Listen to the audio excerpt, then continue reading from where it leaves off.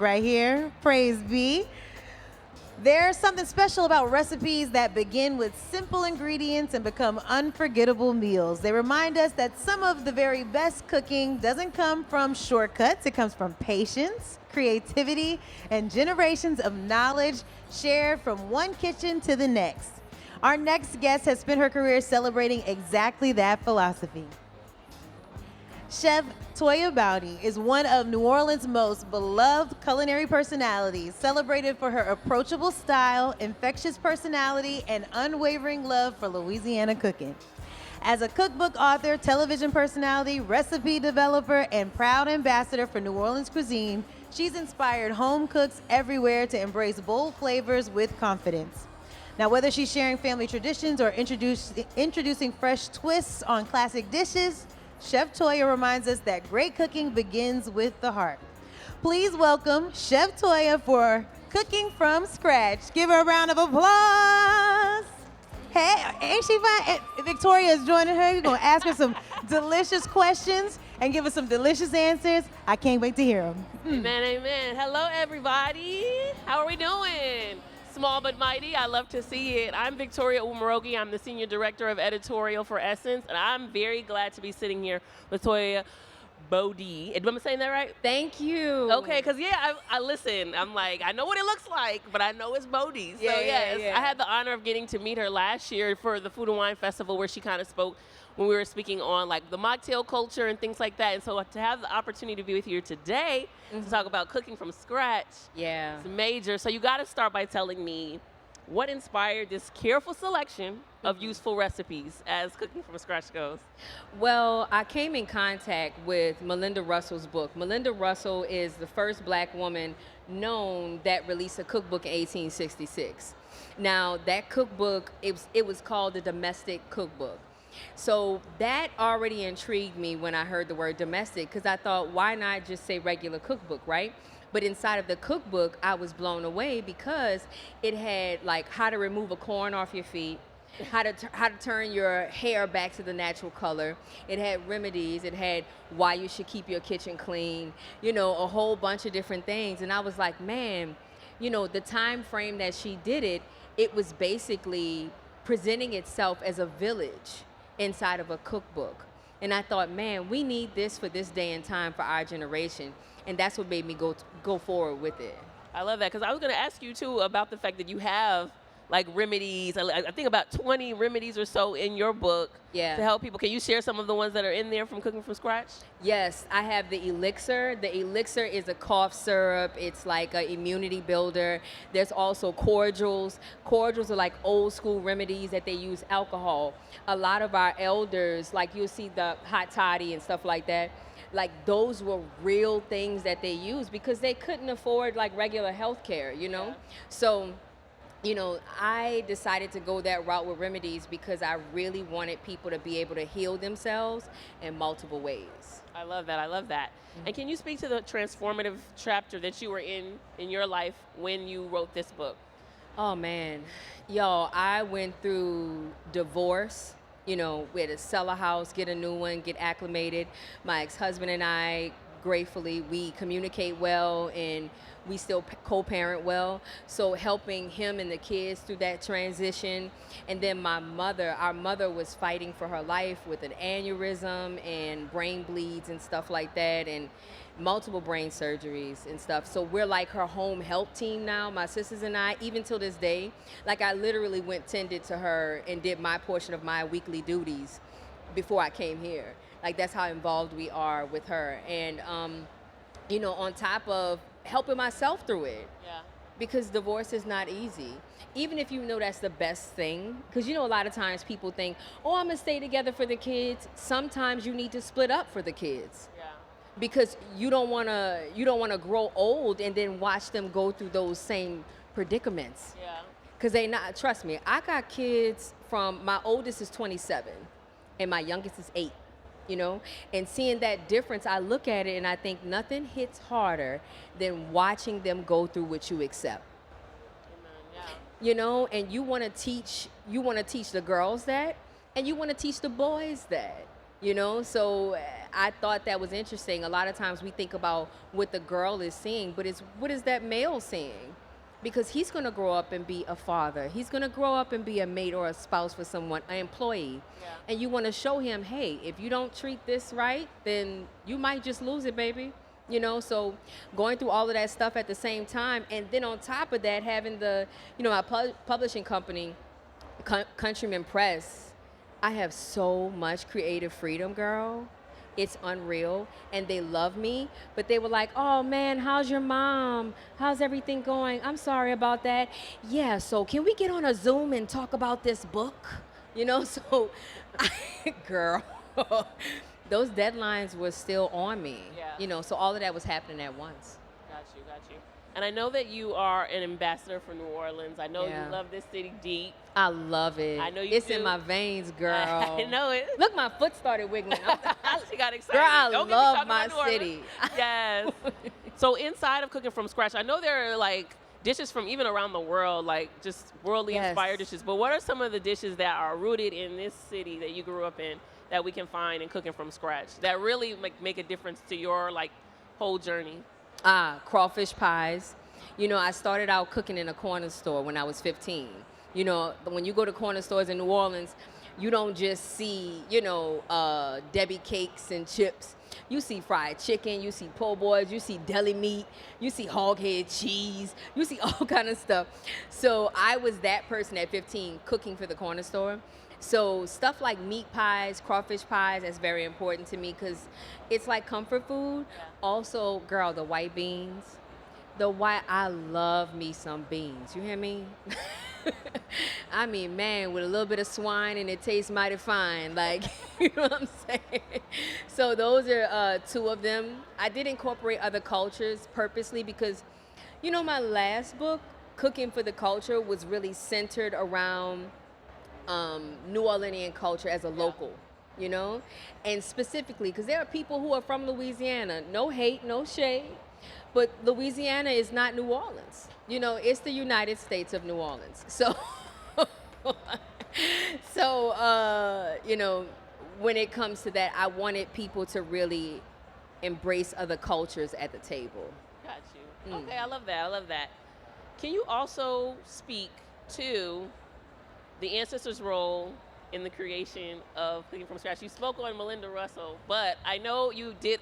Can you speak to everybody about the experience you just had on Juneteenth as well? Yeah, okay, so at the Whitney Plantation, they have a Juneteenth celebration, right? And I did not only my book release and book talk there, but I was also the first woman to cook in the formerly enslaved kitchen quarters on a plantation. The only other person was Michael Twitty. And much like Cooking with the Culture, where the cover is me gripping, if you've never seen my last book cover, it's me gripping watermelon, right, with my fist, and I'm squeezing it until the watermelon juice drops. And the reason why I did that is because I'm snatching that back, because, you know, a long time ago they called it nigger candy. So my thing is, like, if we take the things that we were criticized with and stuff like that, and we take it and flip the narrative, it no longer produces pain on the inside, right? So that same thing I did with that experience with the kitchen quarters, you know, the enslaved quarters. Like when you look online and you see the footage and stuff like that of me weeping and holding the bowl up and speaking into the bowl and all those things and stuff like that, it's because I am worshiping and paying homage, you know, because it felt like literally I had ancestors filling the kitchen, you know, because I realized that the cook on the plantation, you know, Dr. Seck, he's one of the historians and, you know, directors at the Whitney Plantation. He said that the cooks on the plantation would get freedom first before a lot of people, because they would make a deal with the master and say, I'm not gonna kill you. So my family has to be free after so many years. And I thought about that. I said, oh my God, cooking has been giving me freedom all of this time. When I was 15 and I walked to I had a summer school habit, okay? So I used to go to I used to go to summer school every summer, y'all, from 6 to 12. And my mama was like, because, look, listen, what happens is, I'm trying to explain it to you, wait.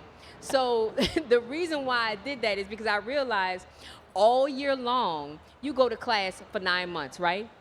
But in summer school, guess what? You go to school for 3 months, you turn in homework every day, you don't pass one test, you get a D and you pass. So this means I get to skip class during school.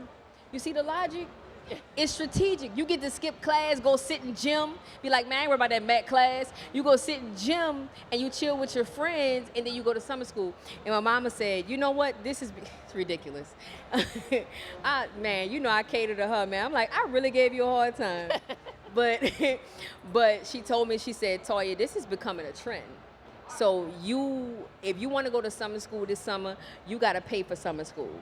So I went, cooked 2 plates of food at 15 and walked to a corner store, and that's how I got hired, and that, I used that to pay for summer school. That was buying a portion of my freedom, when it comes down to me going through a divorce and having to provide for myself with just one income, what did I result back to? I created an ice cream business. So food was, again, giving me my freedom. I started getting book deals. That's how that's how I got money to do things and move and do. Food was giving me my freedom. So, yeah.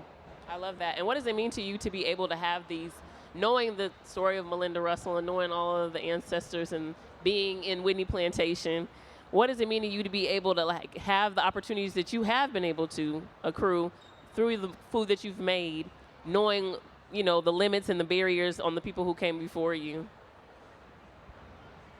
I feel a great amount of privilege.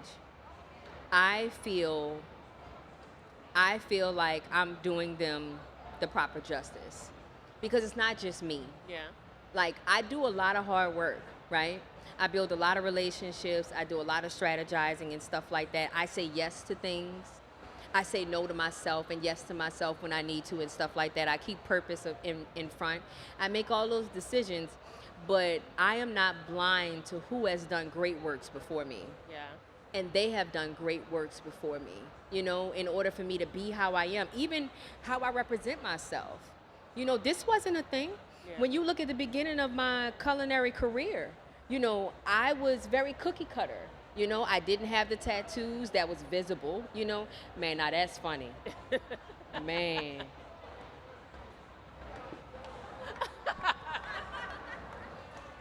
Man, you saw how fast? Man, what just happened? Man, that is New Orleans. Man, she drove past and she stopped in front of y'all and did like this and then sped off fast. How many miles per hour does that thing go? That ain't the one from the grocery store. That ain't the one in Walmart, fat. That ain't the one. Jesus. But only here. Yes. Only here. But yeah, so I feel like I'm privileged and I'm blessed, and I'm very, very grateful to be myself. Yeah. And so what's next? Cooking from Scratch is out. And I heard some rumblings about a pilot of some sort. Yes. So right now I'm on a cookbook tour. I just came back from my first leg, and I did a bunch of cities. I did New York, D.C., North Carolina, Oxford, Savannah, and I'm going back out in July, starting with Houston, and then I'll go back on the East Coast again. And after that, I'm just really digging into releasing my pilot, and getting that and starting to shop it, because it's called Gumbo and Convos. I have conversations with artists and established people around the city, and we talk over a bowl of gumbo, again, paying homage. We open up the series with the quote from Leah Chase when she says, of course, the course of America was changed over a bowl of gumbo. So I cook gumbo for people. It's the most diverse dish that we have. I create gumbo, and then we have a good conversation. We get vulnerable, transparent, so people can see the things that other people go through and know that they're not alone. because a lot of times they look at people in their in form and think, oh, this, like, a lot of people would see me and not think I was a teenage parent, you know? Yeah, I had a baby at 16. I literally built the life. I was never expected to be anything. And I built this life, one good decision at a time, you know? And what people thought was one failure at a time too, you know? So I really want to crack open, you know, people and get to the vulnerable spot, the squishy part of each other. And I want people to watch my show and then dust off a dream that they have sitting, no matter the age. Yes. You know? Yeah. Yeah. And I love that no matter how far you go, like you said, you just went on your book tour, no matter what, it always comes back to New Orleans. It always comes back to your roots. It always comes back to gumbo. I love that you're so true to this city. Man. Everything you do. I can't not be true because the city made me. You know? The realness that I possess. You can't find that everywhere. Yeah. The only other city that I think that I find the same realness that we have here is New York. You know, truthfully. You know, and I see the raw and the edge and the realness of these people. And, you know, that's why I gotta pay homage all the time. You know, I love this place. I love that when you're in New Orleans, you get to look people in the eye and you can see. You know, you can see something. Yeah. You can't see something everywhere now. Yeah. You know, and I love it. I love it too. That's why we always hear. So many great things you have on your plate now and so many things that are to come. And I just appreciate having the opportunity to talk to you about all of them. So thank you so much, Toya. Thank you. Everybody give it up for Toya Boudy. Say it right. And where can everybody pick up Cooking from Scratch? Man, you can pick it up anywhere. You can go to local bookstores. You know, if you're gonna pick it up here, start with somewhere local and black. You know, like Community Book Center. And Community Book Center, I'll be here with them Sunday during the daytime after like 10:30, 11. I have a panel that I have to speak on, but after 11, I'll be by Community Bookstore section in here. The author stage. Yep. And then I'll be signing books, you know, and stuff too. So you can get one there. I love it. I love it. Everybody, one more time, give it up for Toya Boudy. Thank you so much for your time, Queen. Thank you.